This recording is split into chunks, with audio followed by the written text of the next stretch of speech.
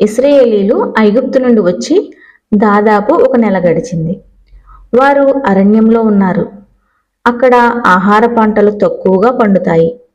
కాబట్టి ప్రజలు, యెహోవా మమ్మల్ని ఐగుప్తులో చంపేసినా బాగుండేది, అక్కడ కనీసం మేము మాకు ఇష్టమైన ఆహారాన్ని తినేవాళ్ళం అని మోషే దగ్గర ఫిర్యాదు చేశారు. అందుకే యెహోవా, నేను ఆకాశం నుండి ఆహారాన్ని కురిపిస్తాను అన్నాడు. యెహోవా అలాగే చేశాడు. మరుసటి రోజు ఉదయాన్నే ఇశ్రాయేలీలు నేలపై ఉన్న తెల్లని పదార్థాన్ని చూసి ఇదేమిటి అనుకున్నారు.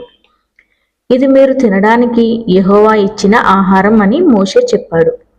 ప్రజలు దాన్ని మన్నా అని పిలిచారు. దాని రుచి తేనెతో చేసిన పల్చటి కేకులా ఉండేది. మోషే ప్రజలతో, మీలో ప్రతి వ్యక్తి తాను తినగలిగినంత ఆహారాన్ని సమకూర్చుకోవాలి అని